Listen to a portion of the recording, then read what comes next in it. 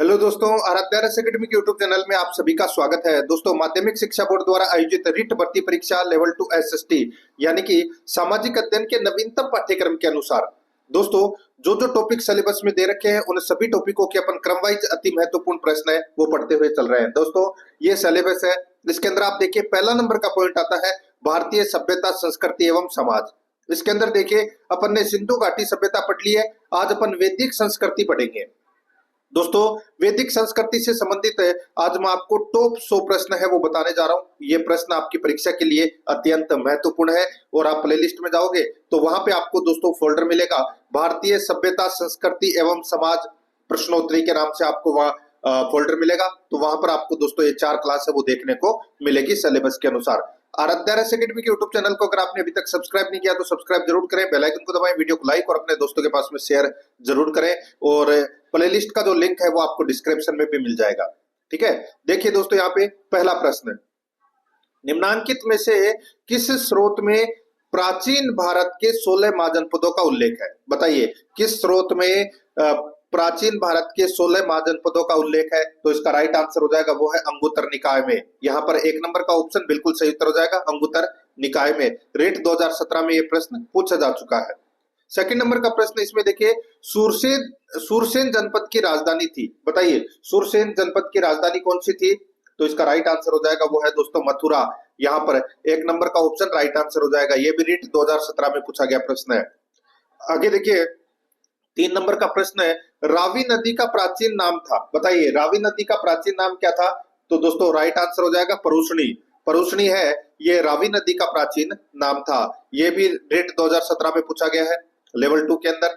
Next आगे देखिए, उत्तर वैदिक काल में आर्य संस्कृति का केंद्रीय स्थल था। उत्तर वैदिक काल में आर्य संस्कृति का केंद्रीय स्थल कौन सा था? बताइए दोस्तों, इसका राइट आंसर हो जाएगा वो है गंगा यमुना दोआब। गंगा यमुना दोआब। यहाँ पर 2 नंबर का जो ऑप्शन है वो इसका बिल्कुल सही उत्तर हो जाएगा। आगे देखिए 5 नंबर का प्रश्न है, गीता है। बताइए गीता क्या है? रेट लेवल 2 2015 में प्रश्न है, ये पूछा जा चुका है। बताइए गीता है तो क्या है? तो दोस्तों ये महाभारत का एक भाग है गीता। यहाँ पर 4 नंबर का जो ऑप्शन है वो इसका बिल्कुल सही उत्तर हो जाएगा। 6 नंबर का प्रश्न इसमें देखिए, ऋग्वेद मूल रूप से निम्नलिखित में से किस भाषा में रची गई थी? ऋग्वेद मूल रूप से निम्नलिखित में से किस भाषा में रची गई थी? तो दोस्तों इसका जो राइट आंसर हो जाएगा वो है संस्कृत भाषा में रची गई थी। दोस्तों 3 नंबर का जो ऑप्शन है वो इसका बिल्कुल सही उत्तर हो जाएगा। और वेदों की रचना है वो दोस्तों वैदिक काल में हुई थी, ये आप सभी को पता होगा। देखिए सीटेट में ये प्रश्न है वो पूछा जा चुका है। 3 नंबर का ऑप्शन बिल्कुल सही उत्तर हो जाएगा। 7 नंबर का प्रश्न इसमें देखिए, निम्नलिखित में से किस भारतीय साहित्यिक धरोहर का अर्थ है गुरु के पास जाकर समीप बैठना? बताइए गुरु के पास जाकर समीप बैठना ये दोस्तों किस भारतीय साहित्यिक धरोहर का अर्थ है? तो यहाँ पर इसका राइट आंसर हो जाएगा वो है उपनिषद। तो यहाँ पर 3 नंबर का ऑप्शन राइट आंसर हो जाएगा। दोस्तों उपनिषद 2 शब्दों से मिलकर बना हुआ है, उप प्लस निषद। उप का अर्थ होता है समीप और निषद का अर्थ होता है बैठना। ठीक है, तो यहाँ पर अपना इसमें राइट आंसर क्या हो जाएगा? 3 नंबर का ऑप्शन बिल्कुल सही। ये भी दोस्तों सीटेट में पूछा गया प्रश्न है। नेक्स्ट आगे देखिए 8 नंबर का प्रश्न है, लगभग 2000 वर्ष पहले वाराणसी एक प्रसिद्ध शिल्प केंद्र था जहां श्रेणी थे।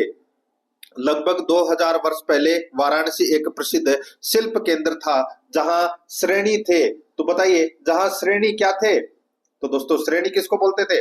दोस्तों शिल्पकारों और व्यापारियों के संघ को श्रेणी बोलते थे। तो यहाँ पर 3 नंबर का जो ऑप्शन है वो इसका बिल्कुल सही उत्तर हो जाएगा, याद रखना। ठीक है, इन संघों को श्रेणी कहा जाता था। ये भी सीटेट में पूछा गया प्रश्न है। आगे देखिए 9 नंबर का प्रश्न है, ऋग्वेद में गंगा और यमुना नदी का कितने बार नाम आया है?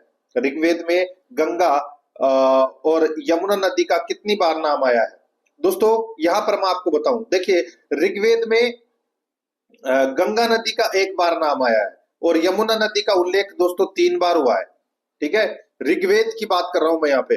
और वैदिक काल में दोस्तों सरस्वती है वो सबसे पवित्र नदी मानी जाती थी। तो यहाँ पर इस प्रश्न का राइट आंसर क्या हो जाएगा?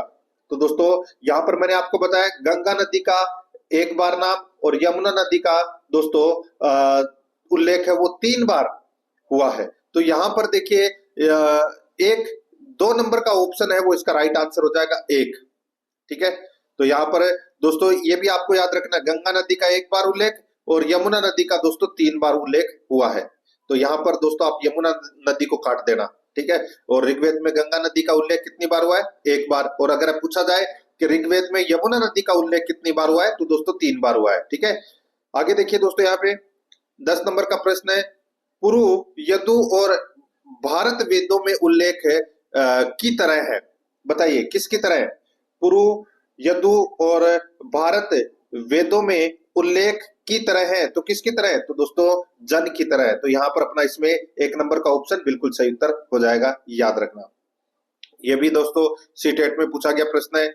आगे देखिए, भारत लोगों का समूह था जिसका उल्लेख ऋग्वेद में मिलता है, किस में रहते थे? बताइए, सॉरी, भरत लोगों का एक समूह था जिसका उल्लेख ऋग्वेद में मिलता है, में रहते थे। तो दोस्तों ये किस में रहते थे?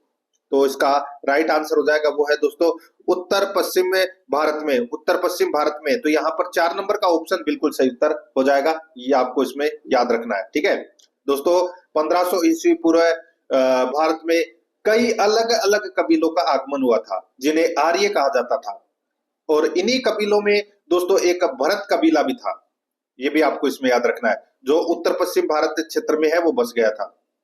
और भरत कबीले का जो राजा था उसका नाम था दोस्तों सुदास। ये भी आपको याद रखना है। तो यहाँ पर 4 नंबर ऑप्शन बिल्कुल सही, ये भी सीटेट में पूछा गया प्रश्न है। 12 नंबर का प्रश्न इसमें देखिए, ऋग्वेद की मूल रचना किस भाषा में हुई थी? बताइए दोस्तों, ऋग्वेद की मूल रचना किस भाषा में हुई थी? राइट आंसर हो जाएगा वो है संस्कृत में। यहाँ पर 2 नंबर का जो ऑप्शन है वो इसका बिल्कुल सही उत्तर हो जाएगा, संस्कृत में। ठीक है, याद रखना। देखिए ये भी सीटेट में पूछा गया प्रश्न है।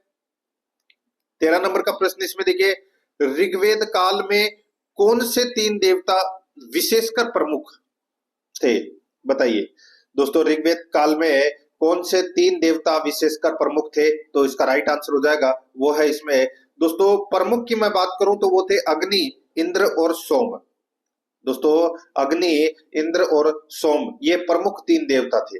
राइट आंसर हो जाएगा यहाँ पे 2 नंबर का ऑप्शन बिल्कुल सही उत्तर इसमें हो जाएगा, जिसमें इंद्र है वो सबसे प्रमुख देवता था।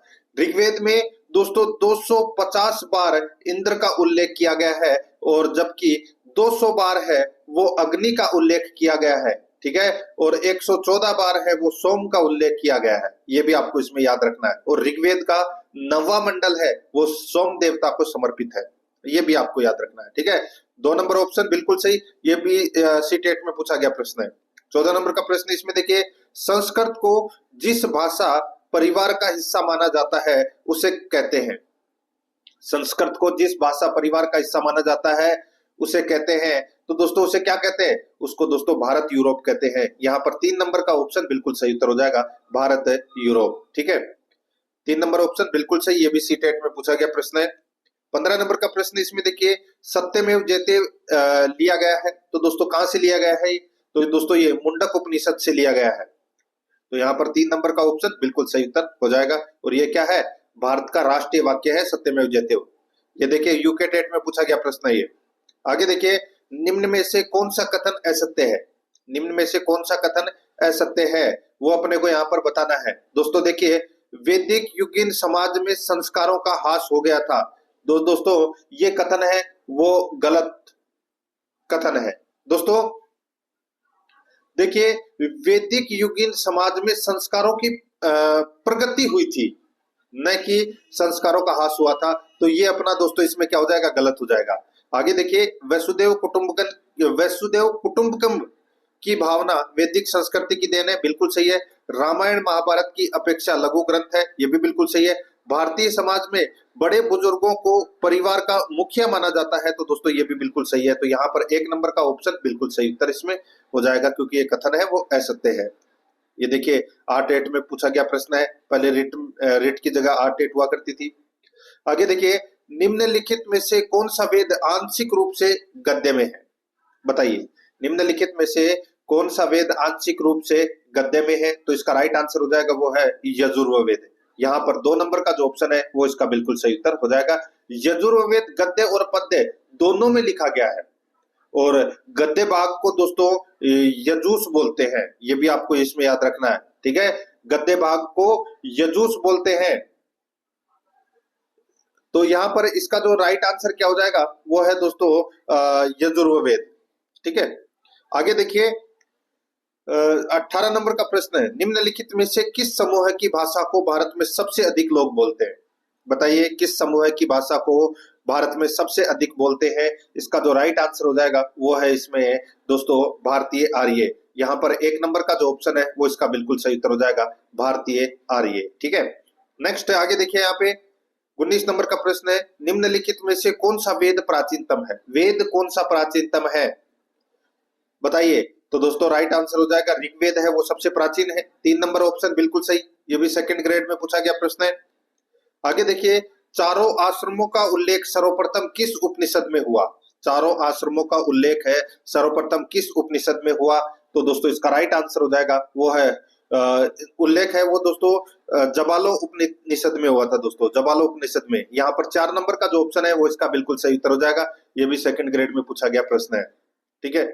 आगे देखिए दोस्तों यहाँ पे 21 नंबर का प्रश्न है, निम्नलिखित में से कौन सा वैदिक साहित्य का भाग नहीं है? बताइए कौन सा वैदिक साहित्य का भाग नहीं है? तो यहाँ पर देखिए ब्राह्मण है, आरण्यक है, उपनिषद है, तो इसका राइट आंसर हो जाएगा भगवत गीता। दोस्तों भगवत गीता है ये वैदिक साहित्य का भाग नहीं है, तो यहाँ पर 4 नंबर का ऑप्शन बिल्कुल सही उत्तर हो जाएगा। आगे देखिए यहाँ पे 22 नंबर का प्रश्न है, वैदिक साहित्य में सभा और समिति के अलावा विदथ नामक संस्था का उल्लेख आता है। कहा गया है कि स्त्रियां भी सभा और विदथ में भाग लेती थी। किस वेद में विदथ का उल्लेख सर्वप्रथम आया है? बताइए विदथ का उल्लेख सर्वप्रथम दोस्तों कौन से वेद में आया है? तो इसका राइट आंसर हो जाएगा ऋग्वेद में आया है दोस्तों। 1 नंबर का ऑप्शन बिल्कुल सही उत्तर हो जाएगा, याद रखना, ठीक है। आगे देखिए दोस्तों यहाँ पे कौन सा वेद गद्य और पद्य दोनों में लिखा गया है? मैंने अभी आपको बताया दोस्तों जो यजुर्वेद है वो गद्य और पद्य दोनों भाग में लिखा गया है दोस्तों। एक है कृष्ण यजुर्वेद और एक है शुक्ल यजुर्वेद, इसके 2 भाग हैं, ठीक है। यहाँ पर 1 नंबर का ऑप्शन बिल्कुल सही उत्तर हो जाएगा। आगे देखिए यहाँ पे अर्धव्यू अदर्वयु का अर्थ क्या है? बताइए अदर्व्यू का अर्थ क्या है? तो इसका राइट आंसर हो जाएगा वो है यज्ञ के अवसर पर ऋचा पाठ करने वाला पुरोहित है उसको बोलते हैं दोस्तों अदर्व्यू। तो यहाँ पर अपना इसमें राइट आंसर क्या हो जाएगा? 3 नंबर का ऑप्शन बिल्कुल सही उत्तर हो जाएगा, ठीक है। और ये अदर्व्यू है ये दोस्तों पुरोहितों के तीसरे वर्ग में आते हैं जो यज्ञ से संस्कृति संबंध अनुष्ठान है वो करते थे। तो यहाँ पर इसका राइट आंसर 3 नंबर ऑप्शन हो जाएगा। आगे देखिए 25 नंबर प्रश्न है, राजा के निर्वाचन से संबंधित सूक्त पाए जाते हैं। राजा के निर्वाचन से संबंधित सूक्त पाए जाते हैं, तो दोस्तों राइट आंसर हो जाएगा वो है अथर्ववेद में। तो यहाँ पर 2 नंबर का जो ऑप्शन है वो इसका बिल्कुल सही उत्तर हो जाएगा दोस्तों अथर्ववेद में, ठीक है। आगे देखिए यहाँ पे 26 नंबर का प्रश्न है, सूरा की आहुति किसका लक्षण है? सूरा की आहुति किसका लक्षण है? तो दोस्तों ये सोत्रामणि, सोत्रामणि इसका राइट आंसर हो जाएगा। 4 नंबर ऑप्शन बिल्कुल सही उत्तर हो जाएगा। देखिए स्रोत यज्ञ को 2 भागों में विभाजित किया गया है, एक है दोस्तों हवि यज्ञ, एक है दोस्तों एक है हवि यज्ञ और दूसरा है दोस्तों सोम यज्ञ, ठीक है। ये आपको इसमें याद रखना है दोस्तों। पहले वर्ग में अग्निहोत्र, 10 पूर्णमास, चातुर्मास्य और दोस्तों सोत्रामणि ये आते थे दोस्तों पहले वर्ग में। तो यहाँ पर इसका राइट आंसर हो जाएगा दोस्तों 4 नंबर ऑप्शन बिल्कुल सही। आगे देखिए 27 नंबर का प्रश्न है, राज्य के अधिकारी रनिल किस यज्ञ से संबंधित होते थे? बताइए दोस्तों राज्य के अधिकारी दोस्तों, ये रनिल की जगह दोस्तों यहाँ पे थोड़ा सा टाइप सही नहीं हुआ है, तो यहाँ पर दोस्तों रत्नीन कर लेना,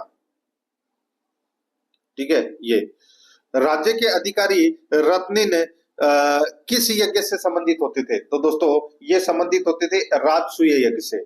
कौन से यज्ञ से? राजसूय यज्ञ से। यहाँ पर 1 नंबर का ऑप्शन बिल्कुल सही उत्तर इसमें हो जाएगा, ठीक है। आगे देखिए यहाँ पे कौन से वैदिक देवता बोगज कोई अभिलेख में उल्लेखित है? बताइए दोस्तों कौन से वैदिक देवता बोगज कोई अभिलेख में उल्लेखित है। इसका राइट आंसर हो जाएगा वो है इसमें इंद्र, मित्र, नास्ते एवं वरुण। तो यहाँ पर 3 नंबर का ऑप्शन बिल्कुल सही उत्तर हो जाएगा। 29 नंबर का प्रश्न इसमें देखिए, ऋग्वेद में वशिष्ठ को किसके पुरोहित के रूप में प्रस्तुत किया गया है? ऋग्वेद में वशिष्ठ को किसके पुरोहित के रूप में प्रस्तुत किया गया है? तो इसका राइट आंसर हो जाएगा वो है दोस्तों भर्तों के। यहाँ पर 2 नंबर का ऑप्शन बिल्कुल सही उत्तर हो जाएगा, भर्तों के। 30 नंबर का प्रश्न इसमें देखिए, ऋग्वेद के देवताओं में से किसके लिए वर्णन है कि उसका रथ बकरे खींचते थे? ऋग्वेद में देवताओं में से किसके लिए वर्णन है कि उसका रथ बकरे खींचते थे? तो दोस्तों इसका राइट आंसर क्या हो जाएगा? तो दोस्तों वो है इसमें पूसन। तो यहाँ पर 4 नंबर का ऑप्शन बिल्कुल सही उत्तर हो जाएगा, पूसन। 31 नंबर का प्रश्न इसमें देखिए, अंग का उल्लेख सर्वप्रथम किसमें मिलता है? अंग का उल्लेख सर्वप्रथम किसमें मिलता है? तो इसका राइट आंसर हो जाएगा वो है दोस्तों अथर्ववेद में। यहाँ पर 1 नंबर का ऑप्शन बिल्कुल सही उत्तर हो जाएगा। अथर्ववेद में कुरुक्षेत्र, अंग व मगध के नाम का उल्लेख मिलता है। तो यहाँ पर 1 नंबर ऑप्शन सही। 32 नंबर का प्रश्न है, वैदिक साहित्य में सभा और समिति को किस देवता की 2 पुत्रियां कहा गया है? वैदिक साहित्य में सभा और समिति को किस देवता की 2 पुत्रियां कहा गया है? तो इसका राइट आंसर हो जाएगा वो है दोस्तों प्रजापति। यहाँ पर 3 नंबर का जो ऑप्शन है वो इसका बिल्कुल सही उत्तर हो जाएगा, प्रजापति की 2 पुत्रियां कहा है सभा और समिति को, ठीक है, अथर्ववेद में। आगे देखिए, कौन सी बात ऋग्वेदिक स्त्रियों के संदर्भ में नहीं है? कौन सी बात है ऋग्वेदिक स्त्रियों के संदर्भ में नहीं है? तो दोस्तों यहाँ पर आप देख सकते हैं, वे सभा की कार्यवाही में भाग लेती थी, बिल्कुल सही बात है। वे युद्धों में सक्रिय भाग लेती थी, ये गलत हो जाएगा दोस्तों। ये दोस्तों युद्धों में भाग है वो नहीं लेती थी। और देखिए, वे यज्ञों का अनुष्ठान करती थी, ये भी बिल्कुल सही है। रजस्वला होने के पहले उनका विवाह हो जाता था, ये भी दोस्तों इसमें क्या है, बिल्कुल सही है। तो यहाँ पर इसमें राइट आंसर क्या हो जाएगा? असत्य कथन बताना था। तो 2 नंबर का जो ऑप्शन है वो इसका बिल्कुल सही उत्तर हो जाएगा, याद रखना, ठीक है। आगे देखिए, 34 नंबर का प्रश्न है, ऐत्रेय ब्राह्मण के अनुसार कहाँ के शासक सम्राट की उपाधि धारण करते थे? ऐत्रेय ब्राह्मण के अनुसार कहाँ के शासक सम्राट की उपाधि धारण करते थे? तो दोस्तों इसका राइट आंसर हो जाएगा वो है प्राच्य। यहाँ पर 4 नंबर का जो ऑप्शन है वो इसका बिल्कुल सही उत्तर हो जाएगा, प्राच्य। बहुत ही अच्छा प्रश्न है, ठीक है। तो कहाँ के शासक सम्राट की उपाधि धारण करते थे? तो प्राच्य के शासक। तो यहाँ पर 4 नंबर ऑप्शन बिल्कुल सही। आगे देखिए, जनक एवं याज्ञवल्क्य के कथानक कहाँ मिलते हैं? जनक एवं याज्ञवल्क्य के कथानक कहाँ मिलते हैं? तो दोस्तों ये बृहदारण्यक उपनिषद में मिलते हैं। यहाँ पर 1 नंबर का ऑप्शन बिल्कुल सही उत्तर हो जाएगा। आगे देखिए, 36 नंबर का प्रश्न है, ग्रंथों में से प्रमुखतः किसमें यज्ञ वेदियों के निर्माण का वर्णन मिलता है? ग्रंथों में प्रमुखतः किसमें यज्ञ वेदियों के निर्माण का वर्णन मिलता है? तो इसका राइट आंसर हो जाएगा वो है दोस्तों सुल्व सूत्र। यहाँ पर 3 नंबर का जो ऑप्शन है वो इसका बिल्कुल सही उत्तर हो जाएगा, सुल्व सूत्र। आगे देखिए, 37 नंबर का प्रश्न है, ऋग्वेद में यदुजन का अधिकतर युग्म किसके साथ बना है? ऋग्वेद में यदुजन का अधिकतर युग्म किसके साथ बना है? तो दोस्तों इसका राइट आंसर हो जाएगा वो है दोस्तों तुर्वस के। यहाँ पर 2 नंबर का ऑप्शन बिल्कुल सही उत्तर हो जाएगा, तुर्वस के। देखिए, यदु और तुर्वस जातियां पंच मनुष्यों में गिनी जाती थी, इनमें एक जगह दास कहा गया है। तो यहाँ पर अपना इसमें राइट आंसर क्या हो जाएगा दोस्तों? तुर्वस। 2 नंबर ऑप्शन सही उत्तर। आगे देखिए, ऋग्वेदिक भर्तों का अधिवास था, ऋग्वेदिक भर्तों का दोस्तों अधिवास था। तो यहाँ पर इसका राइट आंसर हो जाएगा वो है सरस्वती घाटी में। यहाँ पर 4 नंबर का जो ऑप्शन है वो इसका बिल्कुल सही उत्तर हो जाएगा, सरस्वती घाटी में, ठीक है। आगे देखिए, 39 नंबर का प्रश्न है, कौन सा वेद अंशतः गद्य में लिखा गया है? तो दोस्तों राइट आंसर अभी बताया था मैंने आपको, गद्य और पद्य दोनों में लिखा गया है, यजुर्वेद। इसका राइट आंसर हो जाएगा 1 नंबर ऑप्शन सही। आगे देखिए, वैदिक कालीन पर्वत मुजवंत निवास स्थान माना जाता था। वैदिक कालीन पर्वत मुजवंत निवास स्थान माना जाता था। दोस्तों इसका राइट आंसर हो जाएगा वो है सोम का। यहाँ पर 3 नंबर का जो ऑप्शन है वो इसका बिल्कुल सही उत्तर हो जाएगा दोस्तों, किसका? सोम का। ठीक है, आगे देखिए 41 नंबर का प्रश्न है, किसने यज्ञ किसने यज्ञीय वैदिक परंपरा का समर्थन किया तथा संन्यास के सिद्धांत का विरोध किया? किसने यज्ञीय वैदिक परंपरा का समर्थन किया तथा संन्यास के सिद्धांत का विरोध किया? तो दोस्तों इसका राइट आंसर हो जाएगा वो है इसमें कुमारिल। 2 नंबर का जो ऑप्शन है वो इसका बिल्कुल सही उत्तर हो जाएगा कुमारिल। आगे देखिए 42 नंबर का प्रश्न है, वेदांग ज्योतिष के लेखक के रूप में कौन ख्यात है? वेदांग ज्योतिष के लेखक के रूप में कौन ख्यात है? तो यहाँ पर इसका राइट आंसर हो जाएगा वो है लगद। यहाँ पर 4 नंबर का ऑप्शन बिल्कुल सही उत्तर हो जाएगा लगद। आगे देखिए 43 नंबर का प्रश्न है, अनेक वैदिक यज्ञ को दर्श में संपन्न किया जाता है, इससे किस दिन का तात्पर्य है? अनेक वैदिक यज्ञ को दर्श में संपन्न किया जाता है, इससे किस दिन का तात्पर्य है? तो इसका राइट आंसर हो जाएगा वो है इसमें अमावस्या का। यहाँ पर 1 नंबर का जो ऑप्शन है वो इसका बिल्कुल सही उत्तर हो जाएगा अमावस्या का। ठीक है दोस्तों, याद रखना है यहाँ पे जो वैदिक यज्ञों में दर्श में संपन्न किया जाता है अनेक वैदिक यज्ञों को। दोस्तों यहाँ पर देखिए दर्श यज्ञ में इंद्र और अग्नि है वो प्रधान देवता थे, ये भी याद रखना है। तो यहाँ पर 1 नंबर ऑप्शन सही उत्तर अमावस्या। आगे देखिए ऋग्वेद के किन मंडलों को वंश मंडल के नाम से जाना जाता है?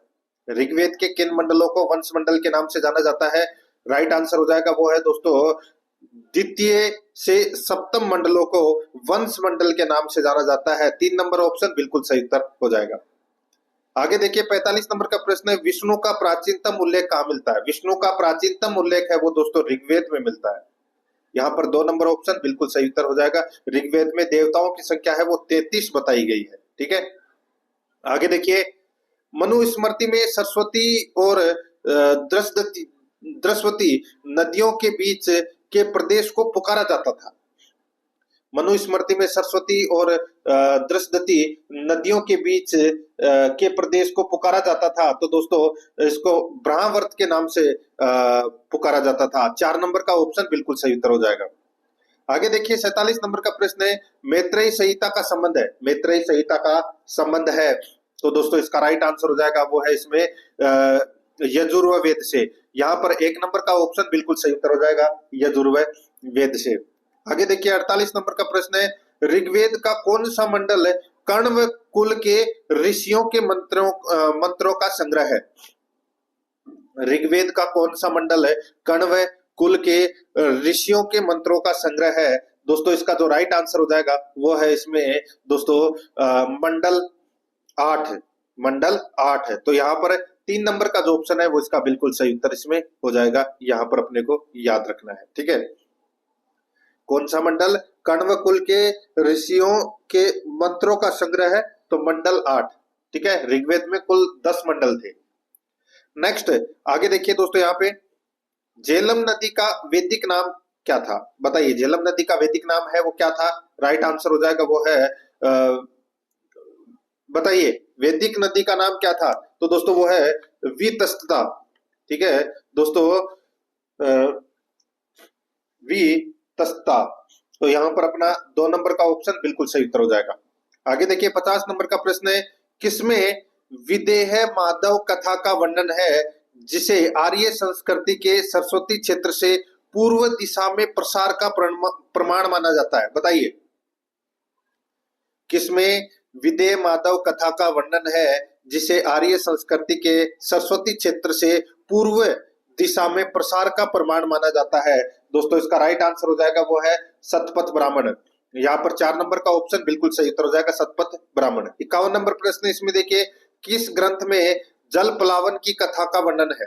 किस ग्रंथ में जल पलावन की कथा का वर्णन है? तो इसका राइट आंसर हो जाएगा वो है इसमें बताइए। तो इसका सही उत्तर हो जाएगा वो है सतपथ ब्राह्मण। यहाँ पर 1 नंबर का जो ऑप्शन है वो इसका बिल्कुल सही उत्तर हो जाएगा सतपथ ब्राह्मण। आगे देखिए 52 नंबर का प्रश्न है, यज्ञ संपादन का निरीक्षण किसका कार्य था? यज्ञ संपादन का निरीक्षण किसका कार्य था? तो दोस्तों ये कार्य था दोस्तों ब्रह्म का। ठीक है, तो यहाँ पर इसमें राइट आंसर क्या हो जाएगा, वो है दोस्तों यानी कि आप बोल सकते हैं यज्ञ संपादन का निरीक्षण किसका कार्य था, तो दोस्तों इसका राइट आंसर हो जाएगा ये ब्रह्म का। तो 3 नंबर का ऑप्शन बिल्कुल सही उत्तर इसमें हो जाएगा, याद रखना। ठीक है, यानी कि ब्राह्मण है वो सर्वोच्च पुरोहित यज्ञ से संबंधित सभी कार्यों का निरीक्षण करता था ब्राह्मण। तो यहाँ पर इसका राइट आंसर 3 नंबर ऑप्शन हो जाएगा। आगे देखिए, उपनिषद के काल में अजात शत्रु कहाँ के राजा थे। अजात शत्रु दोस्तों ये काशी के राजा थे। यहाँ पर 4 नंबर ऑप्शन सही उत्तर हो जाएगा। दोस्तों क्लास को लाइक नहीं किया तो एक बार सभी के सभी मित्र है वो क्लास को लाइक जरूर करें और अपने दोस्तों के पास में दोस्तों शेयर जरूर करें। देखिए 54 नंबर का प्रश्न है, किसे वैदिक साहित्य में प्रजापति का एक रूप में कहा गया है। किसे वैदिक साहित्य में प्रजापति का एक रूप में कहा गया है। दोस्तों इसका जो राइट आंसर हो जाएगा वो है इसमें कौन सा, बताइए। तो दोस्तों वो है इसमें वराह है। 1 नंबर का ऑप्शन बिल्कुल सही उत्तर हो जाएगा, वराह है। 55 नंबर प्रश्न इसमें देखिए, दशराज्य युद्ध का संबंध किससे था। दशराज्य युद्ध का संबंध है वो किससे था, तो दोस्तों इसका राइट आंसर हो जाएगा सुदास का। यहाँ पर 3 नंबर का ऑप्शन बिल्कुल सही उत्तर हो जाएगा दोस्तों सुदास। नेक्स्ट आगे देखिए, वैदिक समाज में नियोग शब्द का क्या अर्थ था, बताइए। नियोग शब्द का यानी कि निसंतान विधवा द्वारा पुत्र प्राप्ति हेतु अपने देवर के साथ संभोग, ये था नियोग। यहाँ पर 2 नंबर का जो ऑप्शन है वो इसका बिल्कुल सही उत्तर हो जाएगा। 57 नंबर प्रश्न इसमें देखिए, किसे सोमयज्ञ कहा जाता था। किसे सोमयज्ञ कहा जाता था, तो इसका राइट आंसर हो जाएगा वो है दोस्तों अग्निष्टोम। यहाँ पर 4 नंबर का जो ऑप्शन है वो इसका बिल्कुल सही उत्तर हो जाएगा अग्निष्टोम। 58 नंबर प्रश्न इसमें देखिए, ऋग्वेदिक समाज में गोप शब्द का प्रयोग होता था। ऋग्वेदिक समाज में गोप शब्द का प्रयोग होता था, तो दोस्तों राइट आंसर हो जाएगा राजा के लिए। यहाँ पर 2 नंबर का ऑप्शन बिल्कुल सही उत्तर हो जाएगा राजा के लिए। आगे देखिए 59 नंबर प्रश्न है, आर्यों के बारे में किसके लेख प्रसिद्ध है। आर्यों के बारे में किसके लेख प्रसिद्ध है, तो दोस्तों राइट आंसर हो जाएगा वो है बाल गंगाधर तिलक के।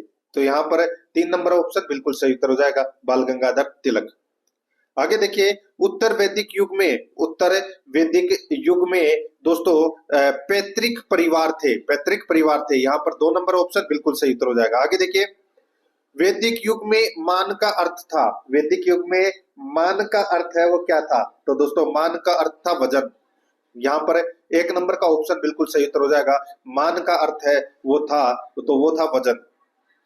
आगे देखिए 62 नंबर का प्रश्न है, वैदिक समाज में किसका अस्तित्व था। वैदिक समाज में किसका अस्तित्व था, तो दोस्तों देखिए प्रकृति पूजा का था, वर्ण प्रथा का था, पैतृक परिवार का था। तो इसका राइट आंसर हो जाएगा ये सभी। 4 नंबर ऑप्शन बिल्कुल सही।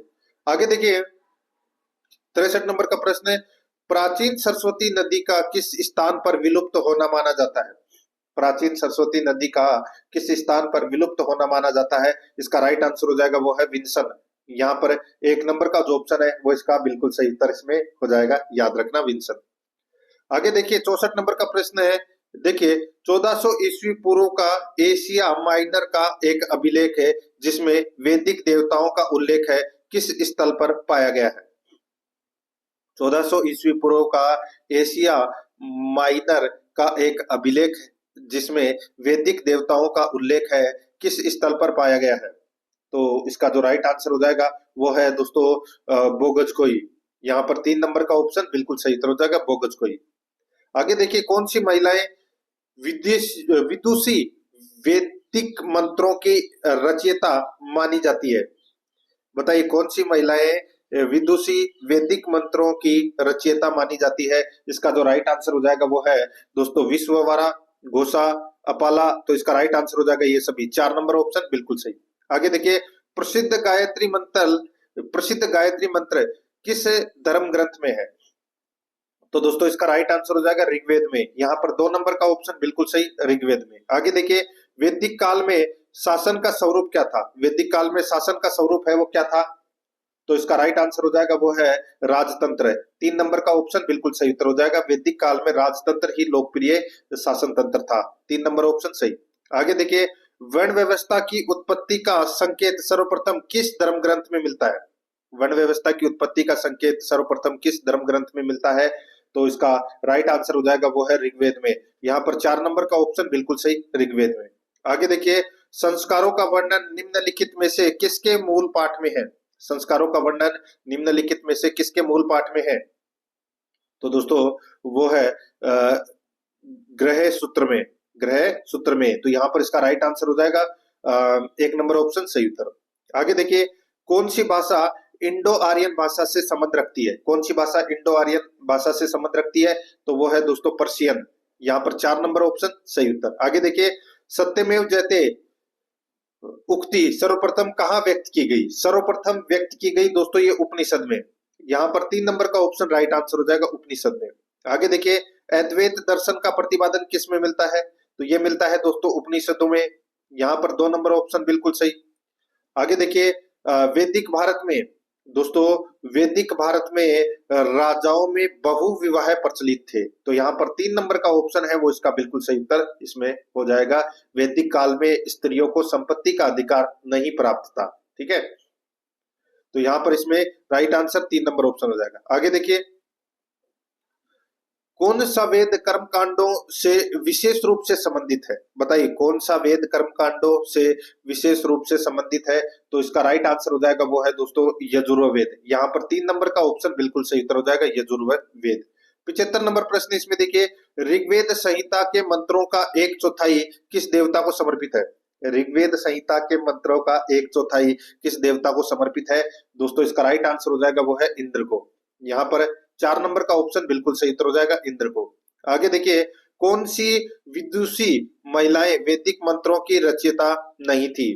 कौन सी विदुषी महिलाएं वैदिक मंत्रों की रचयिता नहीं थी? इसका राइट आंसर हो जाएगा गार्गी। यहाँ पर 2 नंबर का ऑप्शन बिल्कुल सही उत्तर हो जाएगा गार्गी। 77 नंबर का प्रश्न इसमें देखिए, ऋग्वेद में वर्णित सबसे सामान्य अपराध क्या था? ऋग्वेद में वर्णित सबसे सामान्य अपराध क्या था? तो वो था दोस्तों पशुओं की चोरी, पशुओं की चोरी। 2 नंबर ऑप्शन सही उत्तर। आगे देखिए, यहाँ पे 78 नंबर का प्रश्न है, आत्मा के आवागमन की परिकल्पना सर्वप्रथम कहाँ मिलती है? आत्मा के आवागमन की परिकल्पना सर्वप्रथम कहाँ मिलती है? तो इसका राइट आंसर हो जाएगा वो है दोस्तों इसमें ऋग्वेद में। यहाँ पर 1 नंबर ऑप्शन बिल्कुल सही। आगे देखिए, किस संहिता को ब्रह्मवेद कहा गया है? किस संहिता को ब्रह्मवेद कहा गया है? इसका राइट आंसर हो जाएगा वो है अथर्ववेद को। यहाँ पर 3 नंबर ऑप्शन सही उत्तर। आगे देखिए, किस नदी के तट पर दासराज्य युद्ध हुआ था? बताइए, किस नदी के तट पर दासराज्य युद्ध है वो हुआ था? इसका राइट आंसर क्या हो जाएगा? वो है इसमें परुष्णी। यहाँ पर 1 नंबर का ऑप्शन बिल्कुल सही उत्तर हो जाएगा परुष्णी। ठीक है, आगे देखिए दोस्तों, यहाँ पे पुरुष सूक्त ऋग्वेद के कौन से मंडल में है? दोस्तों पुरुष सूक्त ऋग्वेद के दोस्तों ये 10वें मंडल में है। यहाँ पर दोस्तों राइट आंसर क्या हो जाएगा? 2 नंबर का ऑप्शन बिल्कुल सही उत्तर हो जाएगा। ठीक है, आगे देखिए, यहाँ पे पुराणों में ऐतिहासिक सूचनाएं किस में मिलती है? पुराणों में ऐतिहासिक सूचनाएं किस में मिलती है? तो दोस्तों ये वंशानुचरित में मिलती है। तो यहाँ पर 3 नंबर का जो ऑप्शन है वो इसका बिल्कुल सही उत्तर हो जाएगा। आगे देखिए, ऋग्वेद की प्रथम ऋचा किस देवता के प्रति है? ऋग्वेद की प्रथम ऋचा किस देवता के प्रति है? राइट आंसर हो जाएगा वो है अग्नि। यहाँ पर 1 नंबर का ऑप्शन बिल्कुल सही, अग्नि। आगे देखिए, औषधि वनस्पतियों के विषय में सूचना किस वेद में है? औषधि वनस्पतियों के विषय में सूचना किस वेद में है? तो इसका जो राइट आंसर हो जाएगा वो है अथर्ववेद में। यहाँ पर 2 नंबर का ऑप्शन बिल्कुल सही उत्तर हो जाएगा अथर्ववेद में। आगे देखिए, ऋषि याज्ञवल्क्य के जीवन पर किस उपनिषद में प्रकाश डाला गया है?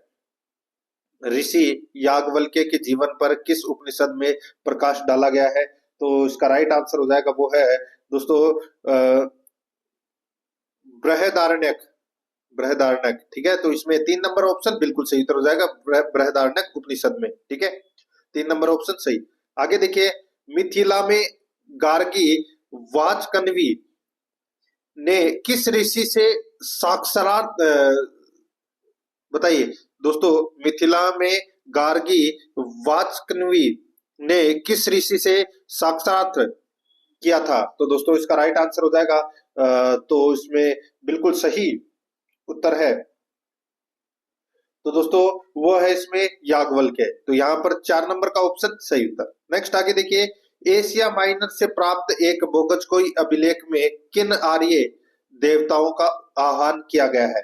तो बताइए राइट आंसर हो जाएगा दोस्तों इंद्र, नास्ते, मित्र और वरुण का। तो यहाँ पर 2 नंबर का ऑप्शन बिल्कुल सही उत्तर हो जाएगा। आगे देखिए यहाँ पे पूर्व वैदिक काल में उत्तर वैदिक काल के राजस्व गठन में मुख्य परिवर्तन हुआ। पूर्व वैदिक काल से उत्तर वैदिक काल के राजस्व गठन में मुख्य परिवर्तन हुआ। तो दोस्तों ये मुख्य परिवर्तन हुआ, राज्य के संगठन का आधार कुल न रहकर अपितु भूमि विस्तार हो गया। यहाँ पर 1 नंबर का ऑप्शन बिल्कुल सही। आगे देखिए 89 नंबर प्रश्न है, राजा सुदास जिसके विषय में ऋग्वेद में वर्णन है कि उसे 10 राजाओं को पराजित किया, किस जन से संबंध था? बताइए किस जन से संबंध था? तो दोस्तों ये इसका राइट आंसर हो जाएगा त्रिशु। यहाँ पर 2 नंबर का ऑप्शन बिल्कुल सही, त्रिशु। आगे देखिए ग्रंथों में से किसमें सर्वप्रथम परीक्षित का उल्लेख हुआ है? ग्रंथों में किसमें सर्वप्रथम परीक्षित का उल्लेख हुआ है?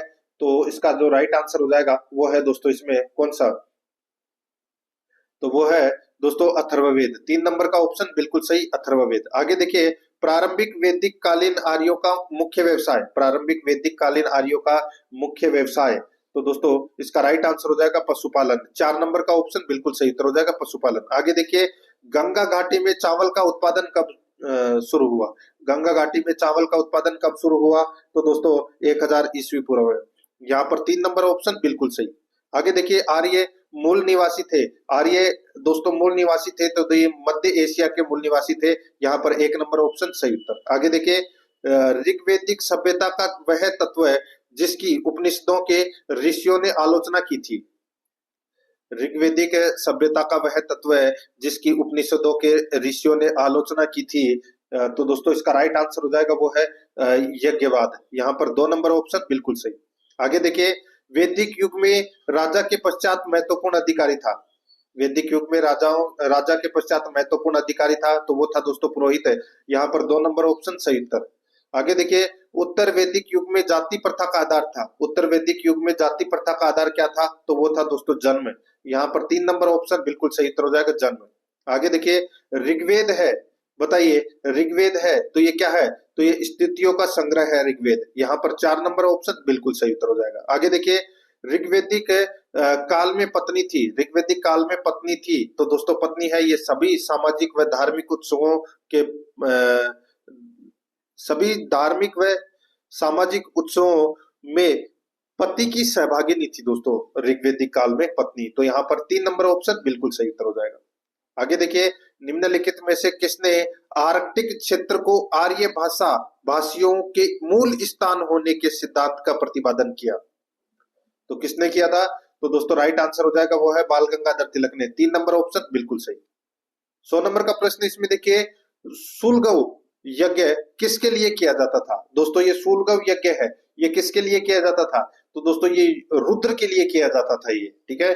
यहाँ पर 3 नंबर ऑप्शन बिल्कुल सही, रुद्र के लिए किया जाता था। तो दोस्तों इसी के साथ मैंने आपको ये वैदिक संस्कृति यानी कि वैदिक सभ्यता से संबंधित ये टॉप 100 प्रश्न है वो करवा दिए हैं। रिट भर्ती परीक्षा से संबंधित ये प्रश्न है। पिछली क्लास नहीं देखी है तो वो जरूर देखें, और आराध्या रस एकेडमी के यूट्यूब चैनल को सब्सक्राइब नहीं किया तो सब्सक्राइब जरूर करें, बेल आइकन को दबाएं, वीडियो को लाइक और अपने दोस्तों के पास में शेयर जरूर करें। मिलते हैं दोस्तों नेक्स्ट क्लास में। जय हिंद, जय भारत।